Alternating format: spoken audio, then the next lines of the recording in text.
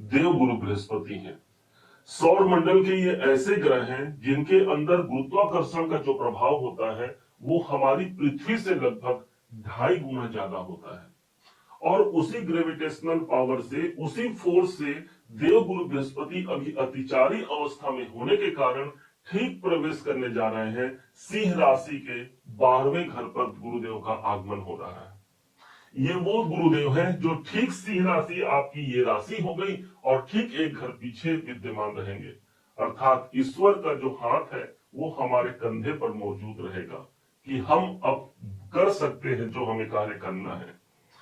क्या कार्य घटित होंगे, इसलिए जो आप प्रेडिक्शन सुनने जा रहे हैं, ये ठीक 18 अक्टूबर सन 2025 से लेकर के ठीक इसका प्रभाव रहेगा 31 अक्टूबर सन 2026 तक।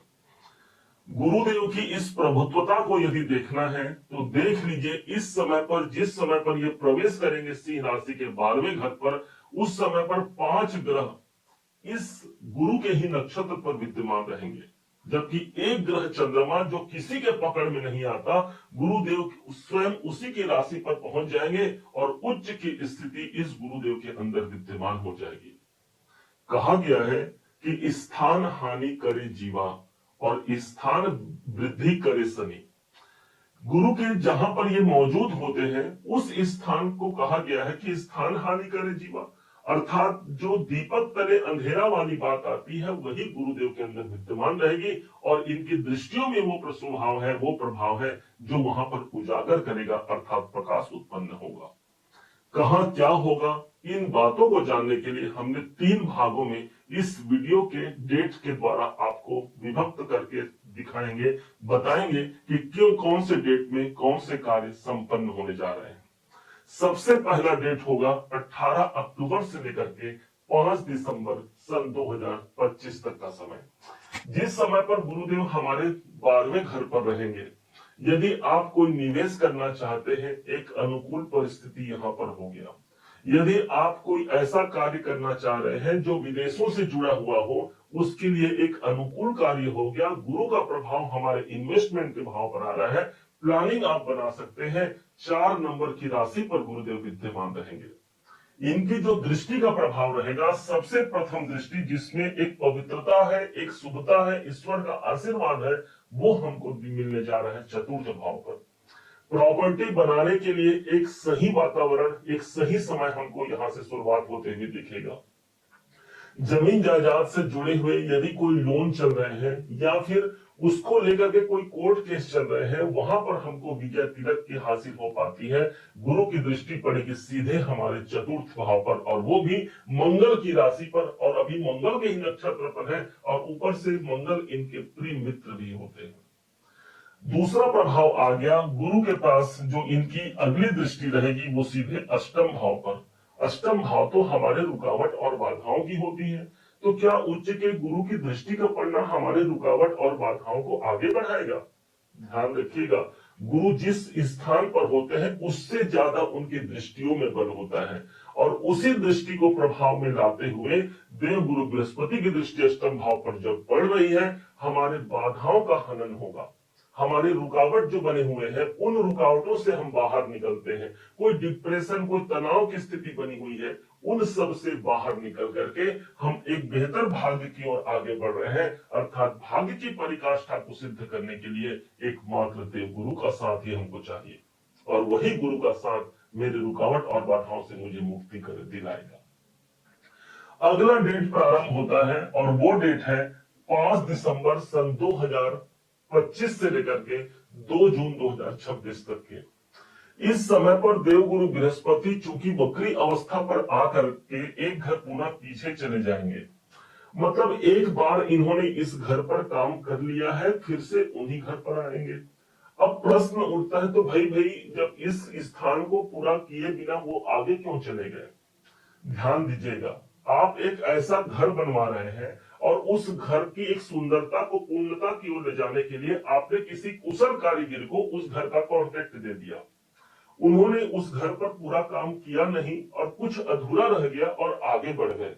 फिर से उनको याद आता है कि अरे भाई मैं तो कुछ भूल गया, और उसी सुधार की भावना को लेकर के देव गुरु बृहस्पति का आगमन पुनः फिर से सिंह सिंह राशि के 11वें घर पर होगा और जो लाभ का समय होगा, ये लाभ का घर है। अब जो लाभ हम वास्तव में चाह रहे हैं, जो लाभ तक पहुंचना चाह रहे हैं, जो आकांक्षा है, अब चूंकि गुरु के पास वो प्रभाव आ गया ना कि वहां की रुकावटों को उन्होंने समझ लिया है। अब उसे वर्तमान में कहा जाए तो इस समय पर उसका एक पुनः फिर से प्रारूप रचा जाएगा और जो सुधार हमको करना है उस सुधार पर देवगुरु बृहस्पति आगे बढ़ेंगे। विशेषता ये हो गई कि गुरु की दृष्टि हमको मिलती है ठीक हमको तीसरे भाव पर। हमारा कॉन्फिडेंस बढ़ेगा, हमारा भाग दौड़ चल रहा है उस पर विराम की स्थिति आ जाती है और जो हमने भाग दौड़ किया है उसका एक शुभ प्रभाव गुरु के माध्यम से निकलकर सामने आएगा। अब यहीं पर इसी बीच में गुरु के पास जो अगली दृष्टि का जो प्रभाव आएगा वो कहीं और नहीं, सीधे 7वें घर पर आ रहा है। अब जो विवाह के संबंध है या विवाह तक हम जुड़ना चाह रहे हैं, अच्छा अनुकूल समय हो गया ना।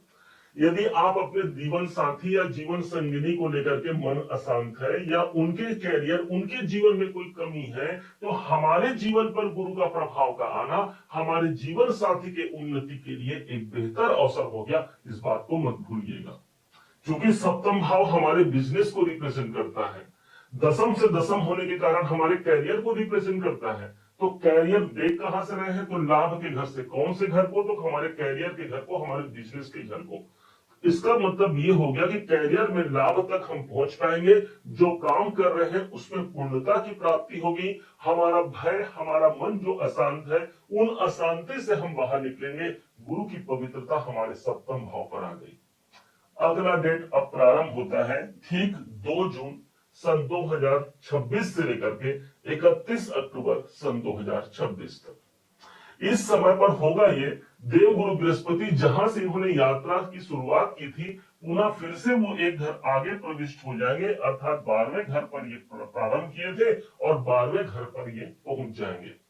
क्योंकि इनके लिए ये घर भी जाना पहचाना रहेगा, 48 दिनों का कार्यकाल पूरा करके ये उसी स्थान पर जाएंगे। इसलिए 12वें घर के अब शुभ प्रभाव हमको ज्यादा मजबूती से मिलेंगे। इनकी दृष्टियों में जो बल है, चतुर्थ भाव का बल है। माता जी से कोई लाभ का सिचुएशन बन सकता है, उनके हेल्थ में कोई प्रॉब्लम है, वहां से हम जुड़ पाते हैं। परिवार को लेकर के कोई काम हमारा अधूरा है, उस पारिवारिक कार्य को हम पूरा कर पाते हैं। अष्टम भाव पर दृष्टि है, आप ऑकल्ट की ओर इस समय पर आकर्षित हो सकते हैं। ईश्वर का जो आपने आराधना किया, जो ज्ञान प्राप्त किया, उस ज्ञान को अभी पुनर्मूल्यांकन करके उसका लाभ लेने की संभावना बढ़ जाएगी। लेकिन एक शब्द कहा गया है, दीपक तले अंधेरा। तो अब वो अंधेरा, वो दीपक तले अंधेरे वाली बात क्या हुई भाई? हमने अभी तक आपको प्रकाश के विषय में बताया, अब वो दीपक तले अंधेरा कौन सा है? और वो है 12वां घर। 12वां घर, इसका मतलब आपने सब कुछ तो प्राप्त कर लिया, इनकम भी ले लिया, कैरियर भी ले लिया, कोई रुकावट है उसको भी बाधा से मुक्त कर दिए गुरुदेव ने। लेकिन कहा गया है दान को आप मत भूलिएगा। 12वां घर हमारे दान का होता है। 1 रुपए भी यदि दान करते हैं और उस दान को यदि आप हृदय से कर रहे हैं, मन से कर रहे हैं, निश्चय जानिए वो 1 रुपए का दान हमको लाखों रुपए तक पहुंचा जाएगा। ये गुरु का वादा है, ये गुरु जो हमारे 12वें घर पर उपस्थित है। दान की महिमा बताई गई है कि यदि आपने एक हाथ में दान दिया है तो दूसरे हाथ को पता नहीं चलना चाहिए कि आप दान दिए हैं। और ऐसा दान जो किसी सेवा के माध्यम से किया जाए, ऐसा दान जो किसी की वृद्धि के लिए किया जाए, निश्चय मानिए आपको भी वृद्धि तक पहुंचा जाएगा। बृहस्पति को हम ब्राह्मण वर्ण का मानते हैं, इसलिए ब्राह्मण वर्ण को आप यदि दान दे रहे हैं या उनको अपने घर भोजन करा रहे हैं, निश्चय जानिए हमने गुरु तत्व को मजबूत किया है।